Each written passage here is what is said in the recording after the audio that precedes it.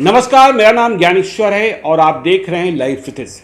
देखिए, आपको पता है आज तारीख है 1 जून 2022 और कल मतलब 31 मई 2022 को पटना में शरेशाम एक बड़ी वारदात हुई। अरवल के पूर्व विधायक, भाजपा के पूर्व विधायक चितरंजन शर्मा के दो भाई गौतम सिंह और शंभू सिंह की गोली मारकर हत्या कर दी गई हनुमान नगर इलाके में। देखिए, हत्या की वजह स्पष्ट है। हत्या के पीछे गैंगवार है और गैंगवार कैसा, पहले एक ही गैंग और उसके बाद उस गैंग में हुआ विभाजन। देखिए, कल जो वारदात हुई उस वारदात के पीछे धनरुआ के नीमा गांव के पांडव गिरोह को माना जा रहा है। और सच ये भी है कि कभी इस पांडव गिरोह का जब जन्म हुआ था तो इस गिरोह के एक प्रमुख कर्ता धर्ता अरवल के पूर्व विधायक, जिनके भाइयों की हत्या हुई, चितरंजन शर्मा भी थे। तो कल जो पटना में वारदात हुई और जिस तरीके से पांडव सेना ने आकर गोलियों की बरसात की, मेरा यह मानना है, जब मैं घटनाक्रम को देखता हूं, कि पुलिस ने, चाहे पटना पुलिस की बात कर लें या जहानाबाद पुलिस की बात कर लें, पुलिस ने इस गैंगवार को कभी गंभीरता से लिया ही नहीं। दूसरे शब्दों में कहें, खून बहाने के लिए एक दूसरे को छोड़ दिया गया है और इसका परिणाम अब गंभीर रूप में सामने आ रहा है और इसके कारण भय का माहौल बढ़ता जा रहा है।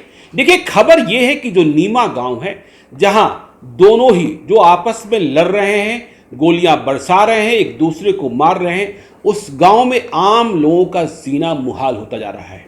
आज जब दोनों भाइयों की लाश पहुंची चितरंजन शर्मा की नीमा गांव में, तो खबर ये आ रही है कि गांव के कई परिवार गांव छोड़ने को परेशान हो गए हैं। और यदि हम कल की घटना की बात कर लें तो हम इस निष्कर्ष पर पहुंचते हैं कि 80 घंटे के भीतर सिंगल मर्डर का जवाब डबल मर्डर के रूप में दिया गया है। तो देखिए, जैसा हमने कहा कि पांडव गिरोह में कभी चितरंजन शर्मा और संजय सिंह दोनों ही नीमा गांव के दो जिस्म एक जान थे, लेकिन बाद में दोनों में खून बहाना शुरू हुआ। और यह जो शुरुआत है पिछले 2 साल से बहुत ही भयानक तरीके से आगे बढ़ता जा रहा है। देखिए, हुआ यह कि 26 अप्रैल 2020 को संजय सिंह, जिसे कल चितरंजन शर्मा के भाइयों की हत्या का कसूरवार माना जा रहा है, उस पर नदमा बाजार में गोली चली थी। कुल 3 गोलियां मारी गई थी, लेकिन संजय सिंह बच गया था। संजय सिंह स्वयं बहुत ही बड़ा खूंखार है। तो संजय सिंह जब बच गया तो उसने यह पता करने की कोशिश करी, मालूम तो हो ही गया था कि मुझ पर गोलियां बरसाने वाला कौन है और उसे किन लोगों ने हायर किया। कहा यह जाता है, जब हम मर्डर मिस्ट्री की बात कर रहे हैं, कि कुछ महीनों के बाद धनबाद में एक अपराधी की गिरफ्तारी होती है, शूटर की गिरफ्तारी होती है, जो इस बात का खुलासा करता है कि नदमा बाजार में संजय सिंह की हत्या करने की सुपारी किसने दी थी। और जब यह राज खुलता है, हत्या तो नहीं हो पाई संजय सिंह की, वह बच गया, तो अब संजय सिंह यह ठान लेता है कि मुझे इसका बदला लेना है। देखिए, अब चाहे संजय सिंह की बात कर लें, चितरंजन की बात कर लें, उम्र 50 के पार है, तो बदला लेने में वक्त लगता है संजय सिंह को।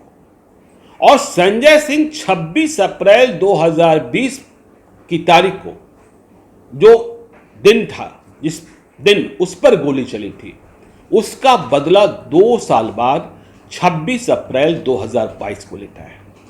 26 अप्रैल 2022 को बदला किससे लेता है संजय सिंह?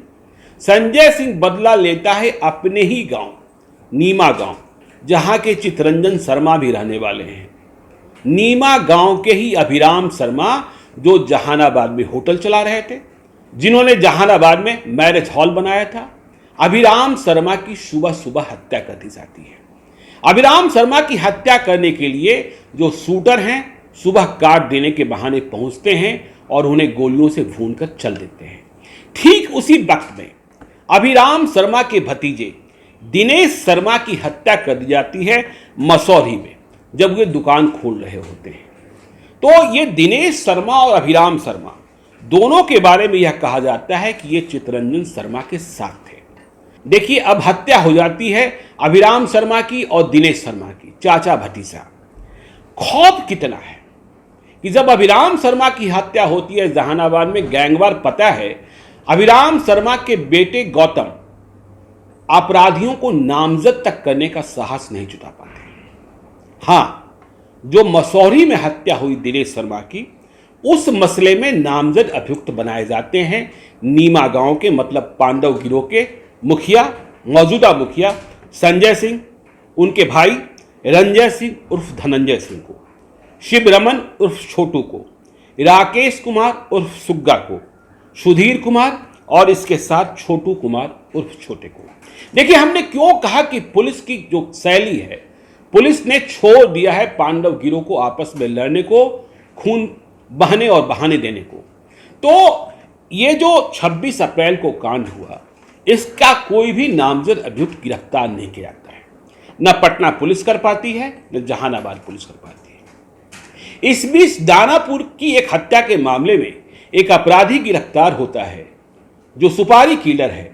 उसके बारे में पुलिस यह दावा करती है कि वह दानापुर में अन्य की हत्या के अलावा जहानाबाद में अभिराम शर्मा और मसौरी में दिनेश शर्मा की हत्या में भी शामिल है। उसने ही दोनों हत्याएं की। जिस दिन यह दावा किया जा रहा था, उस दिन भी हमने सवाल उठाया था, मेरे मन के भीतर सवाल था कि एक सुपारी किलर जिसके बारे में आप कह रहे हैं, उसे आप बचाव का मौका दे रहे हैं। अभिराम शर्मा और दिनेश शर्मा की हत्या 26 अप्रैल 2022 को एक ही समय पर 5 मिनटों के अंतराल में हुई थी।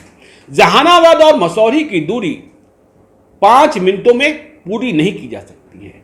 तो एक ही सुपारी किलर एक ही समय में दो मौकों पर, दो स्थानों पर रहकर दो हत्याएं कैसे कर सकता है। खैर, पुलिस अपने तरीके से चलती है। इसके बाद पुलिस सो गई। पुलिस किसी भी अभियुक्त को गिरफ्तार नहीं कर पा रही थी। लेकिन देखिए, जब गैंगवार चल रहा है तो दोनों एक दूसरे को तलाश रहे हैं, मारने को तलाश रहे हैं। तो होता यह है कि जो दिनेश शर्मा की हत्या में अभियुक्त है सुधीर कुमार, वह भी नीमा गांव का, लालधारी सिंह का बेटा, लालधर सिंह का बेटा, उसे पुलिस ने तलाशा लेकिन वह मिला नहीं। महीना हो जाता है।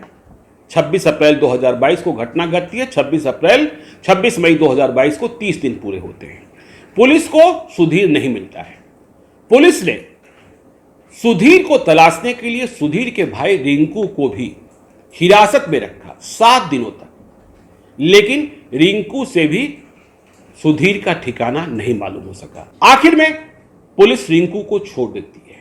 लेकिन देखिए इसके बाद क्या होता है। जैसा हमने कहा कि जब गिरोह में लड़ाई चल रही है, दोनों एक दूसरे को मरने और मारने के लिए खोज रहे हैं, तो जो सुधीर जिसे पुलिस नहीं तलाश पाती है, उसकी लाश 27 मई 2022 को नीमा रेलवे हॉल के पास रेलवे लाइन पर मिलती है।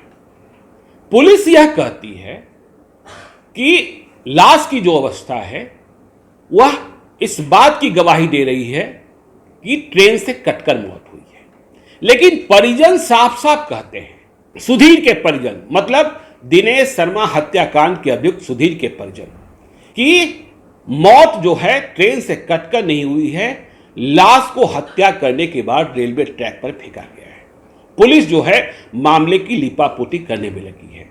जो सुधीर जिसकी लाश मिली रेलवे ट्रैक पर, उसके भाई रिंकू जिसे पुलिस ने पूछताछ के लिए उठाया था, वह अब यह कहता है कि फरारी के दिनों में ये जो सुधीर है गौरी चक के बाजितपुर गांव में अपने एक रिश्तेदार के यहां छुपा हुआ था। लेकिन भरोसे में लेकर एक व्यक्ति गुरुवार को उसे अपने साथ ले जाता है और फिर उसके बाद हत्या कर दी जाती है। तो इस हत्या में देखिए भय और खौफ का माहौल है। इस हत्या में भी अज्ञात के विरुद्ध प्राथमिकी दर्ज होती है। पुलिस का कहना है कि ट्रेन से कटकर मौत हुई है। तो 28 अप्रैल को यह खबर अखबारों में भी छपी कि सुधीर की मौत हो गई या हत्या हो गई। तो सुधीर की जो मौत हुई या हत्या हुई, इसके बाद संजय सिंह गिरोह को लगता है कि यदि इसका जवाब हम नहीं देंगे तो हमारे जो समर्थक हैं वो पराजित मानेंगे। तो 27 मई की हत्या का बदला लेने का फैसला किया जाता है और 96 घंटे नहीं होते, 96 आवर्स, या कह ले कि 100 घंटा पूरा नहीं होता है। और 100 घंटों के भीतर ये पांडव गिरोह, जो जहां लड़ाई चल रही है संजय सिंह बनाम चितरंजन शर्मा की, संजय सिंह के लोग पटना के हनुमान नगर इलाके में आकर चितरंजन शर्मा के भाई शंभू सिंह और गौतम सिंह की हत्या कर देते हैं। देखिए, चितरंजन शर्मा के परिवार में शंभू और गौतम बहुत ही कमजोर कड़ी थे, क्योंकि उन्हें इस गैंगवार से कोई दूर दूर तक नाता नहीं था। शंभू पेशे से चार्टर्ड अकाउंटेंट था, परिवार का सबसे होनहार लड़का था। कोरोना के लॉकडाउन के पहले वह दिल्ली में था, लेकिन कोरोना के बाद वह पटना आकर प्रैक्टिस करने लगा था। 6 महीने पहले फिर से शादी हुई थी। सोमवार को ही उसने लोकसद्दी कर अपनी पत्नी को अपने घर लाया था, मंगलवार को तो हत्या ही हो गई। ठीक इसी प्रकार से जो गौतम था, उसे लड़ाई झगड़ा से कोई दूर दूर तक वास्ता नहीं था। और कहते ये हैं कि जिस वक्त वारदात हुई और जिस वक्त मोटरसाइकिल को रोककर गोलियों की बौछार की गई, तो जो शूटर थे और ये जो शंभू और गौतम थे जिन्हें मारा गया, दोनों के बीच पूर्व की जान पहचान दिखती है, मतलब एक दूसरे को पहचान रहे थे लोग। और गोलियों की बरसात के पहले नोकझोंक होती है। तो देखिए, जो पटना पुलिस की कार्यशैली है, जो जहानाबाद पुलिस की कार्यशैली है, जो बिहार पुलिस की कार्यशैली है, उसमें हमें तो यह लगता है कि सिंगल मर्डर का बदला डबल मर्डर। अब डबल मर्डर का बदला किस रूप में लिया जाएगा यदि पुलिस इसी तरीके से सोती रही और पुलिस ने असली अभियुक्तों को, चाहे वह चितरंजन शर्मा के पक्ष में हो अपराधी, चाहे संजय सिंह के पक्ष में हो अपराधी, उनके खिलाफ कार्रवाई नहीं करती है, तो अभी खून और बहेगा। हमने आज इस मर्डर मिस्ट्री को आपको बताने की कोशिश की है। आप देखते रहिए लाइव सिटीज को। यदि अब तक आपने हमारे यूट्यूब चैनल लाइव सिटीज को सब्सक्राइब नहीं किया है तो जरूर कर लीजिएगा, और यदि इस वीडियो को आप फेसबुक पेज के माध्यम से देखें तो पेज को लाइक कीजिएगा, ट्विटर पर भी हमें फॉलो कीजिए। धन्यवाद।